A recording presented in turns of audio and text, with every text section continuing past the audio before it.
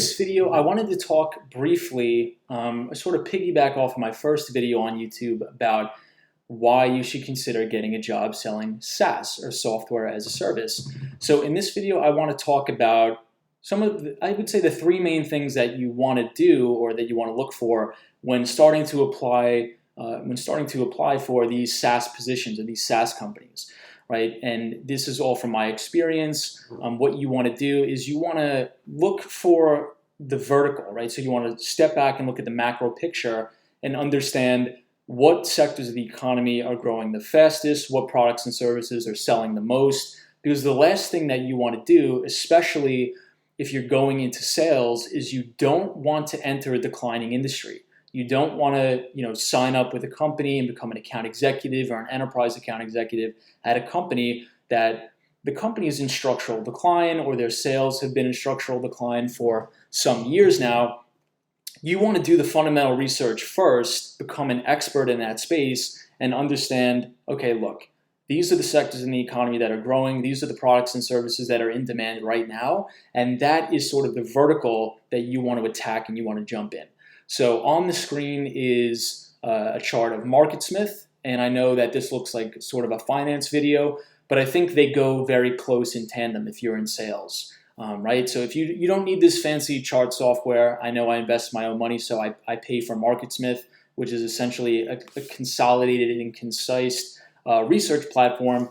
But if you're looking to get a job in tech sales or SaaS sales specifically, I would go out every weekend and buy a copy of Investor's Business Daily. And the reason why I would do that is because they highlight the top growth stocks, or the top growth companies in all of America. And the reason why that's important is because if you look at the stocks that have outperformed the market over the past 6 years, they've all been technology stocks. They've all been SaaS or software as a service stocks, right? So if you look at, I'm going to sort of minimize my face here, but if you're interested in cybersecurity, let's say if you went to school for cybersecurity and you are looking at a company like Fortinet, well, maybe you look at their earnings reports, you look at their revenues. What you want to see is you want to see a company that is growing their revenues at least 20% plus year over year quarters, right? And you want to see that a company that is growing their EPS or earnings per share at least 35% quarter over quarter. And the reason why you want to see this is because you don't want to go into an environment where the company has declining revenues or stagnant revenues, because what does that translate to? Well, that means that the sales reps are probably not doing well, right? But if you look at a company like, for example, a Fortinet, and you look at their revenue growth, and you see that this year in the March 2021 quarter, they did about $710 million worth of sales, and in the March 2020 quarter, they did about $579 million worth of sales. Well, that's a 23% increase. So you can probably bet your bottom dollar that the account executives or the major account executives or the enterprise account executives at this particular company are probably doing well. The business is growing, there's more revenue pumping into the company, which translates to probably the majority of the sales reps are probably hitting their quota. So that is the first thing that you want to do. You want to first identify which sectors in the economy are on fire. Right now, in my opinion, it is cybersecurity. And then you want to hone in and really zone in on the specific companies or stocks in that sector that are really, really blowing it out of the water. So another example would be Zscaler, right? So sort of probably a smaller SaaS company, which is, I would consider it a SaaS company because the majority of their products and services are distributed over software, right? So software as a service. They also have different SD-WAN products and all this, but if you look at their revenue growth, Zscaler is growing the majority of the time 50% plus quarter over quarter. So what does that tell you? That probably means that the sales reps are having a very good time, and I wouldn't want to say that it's easy to sell this product because it's probably not. Everything is very difficult, but why make it harder on yourself, right? What you want to look for is this company growing profusely? Is it growing its sales? Is it growing its earnings? Is it growing in market share? And that's sort of what you want to look for. So for example, even like a more well-established company like a Salesforce, even though they're super big and they're gigantic, they're still growing their revenues at about 20% plus.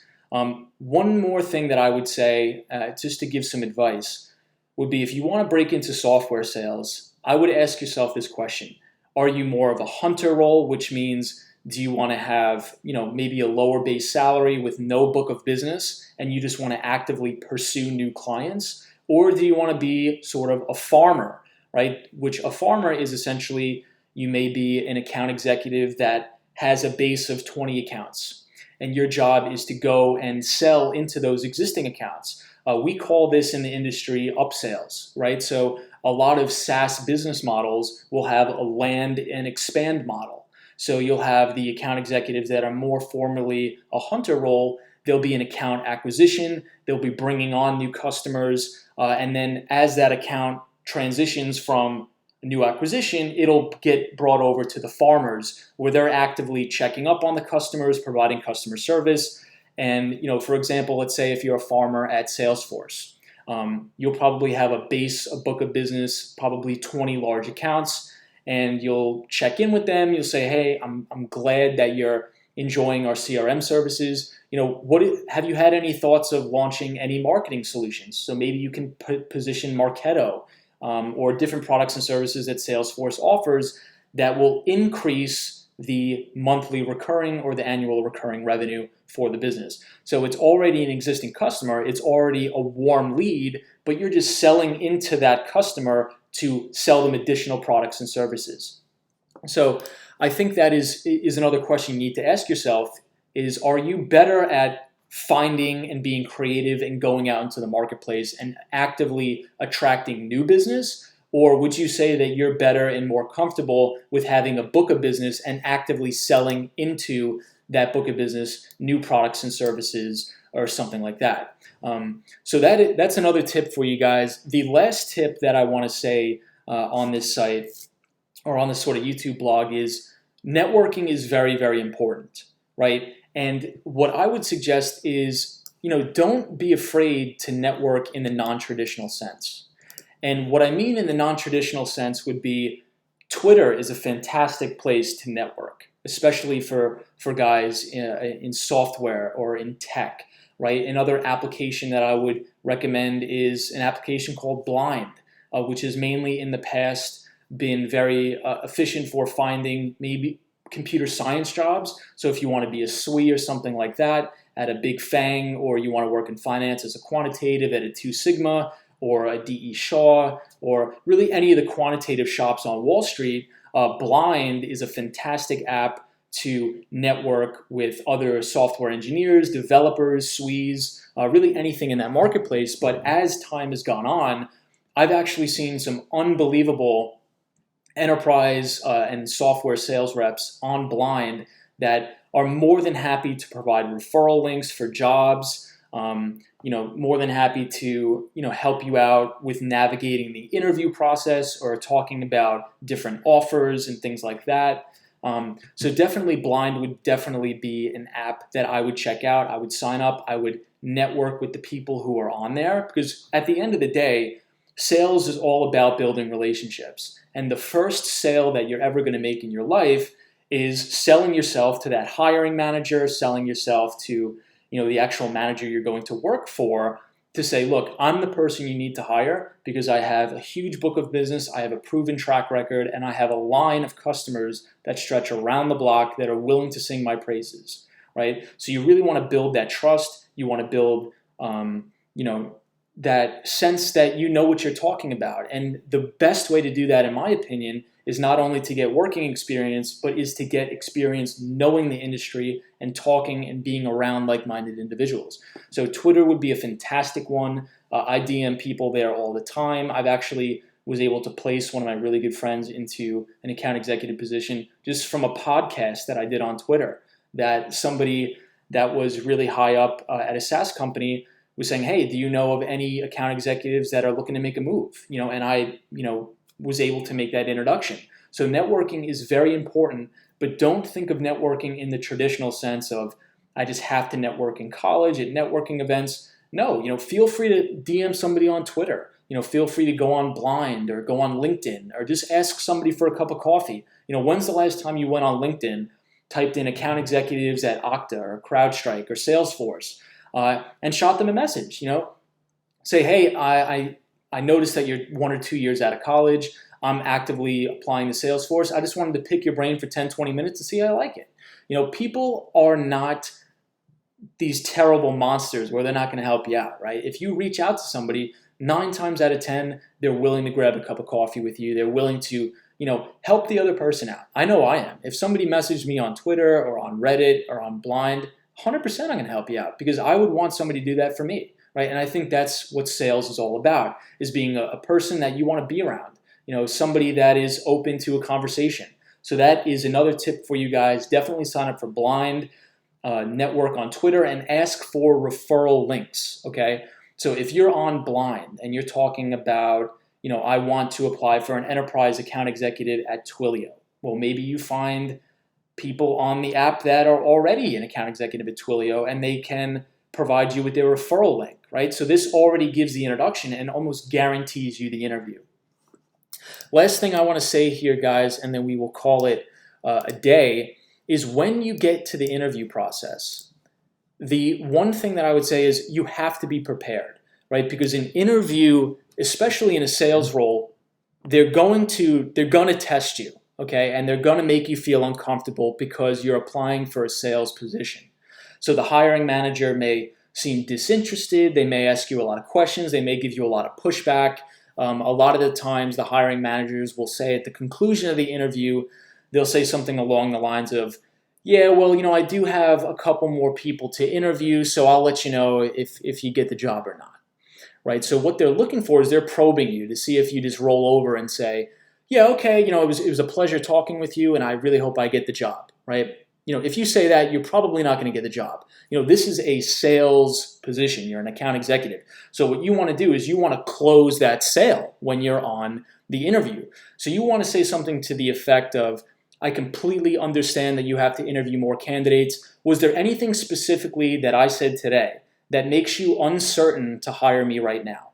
I want to make sure I build the credibility. I want to build the trust with you because I can guarantee you that once I'm on board, you will not have any regrets that you should have hired somebody else. So is there anything that we could lay out on the table right now that you wouldn't pull the trigger and hire me? Is there anything that you're still uncertain about? Right? So those are the things that they're going to throw at you, right? Because if you're calling a customer and he says, yeah, well, we were looking into this CRM solution, but we still have to hear from the sales guy at Zoho, right? If you just said, oh, completely understand, well, let me know what they say, right? And you let the customer off the phone, well, you have to close them. You have to say something along the lines of, I completely understand that you want to hear multiple offers on the table. But I've been selling Salesforce for a long time to individuals and customers in your niche and in your specific vertical, and we've had nothing but success. And I have a line of customers stretching around this block that are willing to sing my praises. Now, does that sound fair enough? Are you willing to move forward? Is there anything that you're uncertain about right now that would prevent you from signing on the dotted line, right?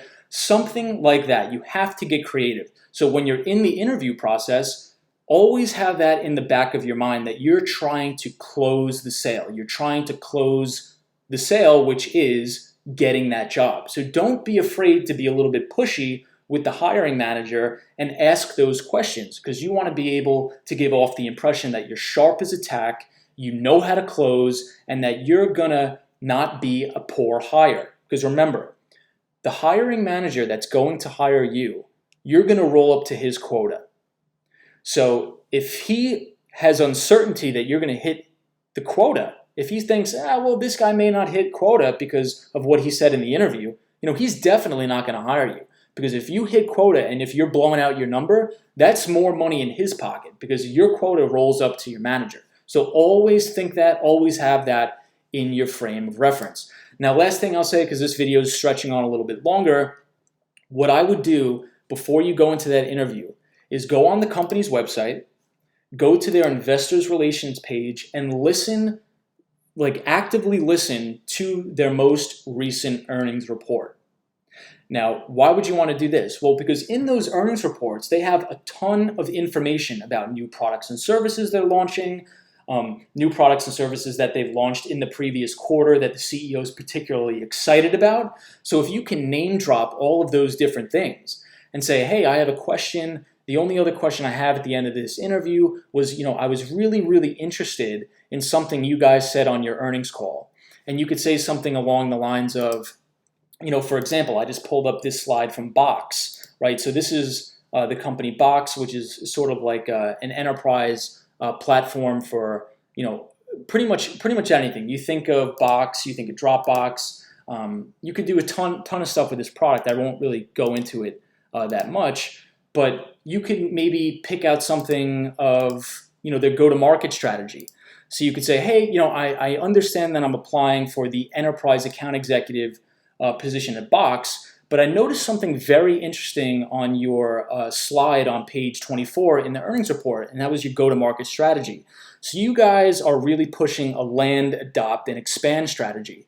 So my question is, even though I'm going to be in a hunter role, bringing on new business, is my role going to have any synergies with that adopt and expand strategy? Or will I pass on the customers that I'm bringing on to more of a farmer role, right? So even though you sort of know the answer, it shows the hiring manager that you're interested in the company, that you know their go-to-market strategy, that you're doing your research, and that you have a vested interest and that you're really interested in the company, right?